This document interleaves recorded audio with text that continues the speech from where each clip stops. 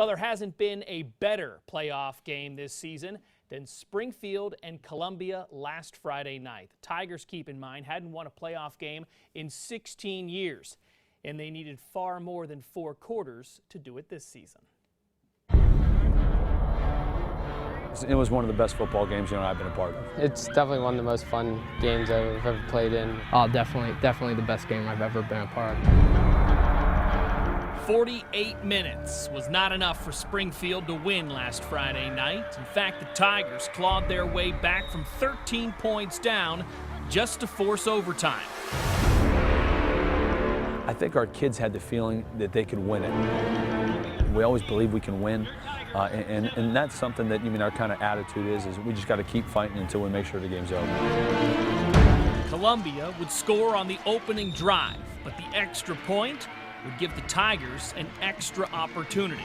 We blocked a big field goal in the South Range game. We blocked a big field goal in the Crestview game. And I know our special teams has definitely been a weapon for us this year. And coming up, we made a call for it. We got a little pressure on it. He ended up pulling it, hit the upright, and it was no good.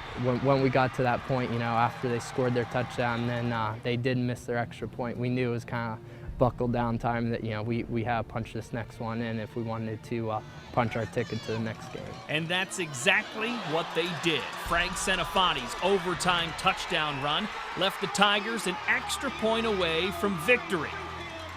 But Springfield's kick was wide right. Unfortunately, that didn't end up happening, but we just had to fight again. Coming into the huddle, we knew we had the ball first going into the second overtime. We tried to stay calm and just focus on the next play no matter what happened in the previous past plays and focus on doing our job in the next play. Jake Ford did just that. On third down in the second OT, Ford wrestled this Brungard pass away from the defender and scored the go-ahead touchdown. This time, the extra point was good, and Springfield had a 7-point lead. But Columbia wasn't done. The Raiders answered with a touchdown run of their own and were 1 point away from tying the game again. Emotions were all over the place. I was definitely, especially when they scored that touchdown, our hearts all kind of sunk. We thought at that point that they were going to go for 2. But our defense was there, and he was a yard short. We had fans running on the field. We had our own team running on the field. I was just happy for that to happen at home. Our fans came out in full effect. It was a great atmosphere. It was definitely an emotional roller coaster for a lot of us. I know between the kids and I think our staff, together, we've grown together, and to tell you the truth, we have a lot of fun.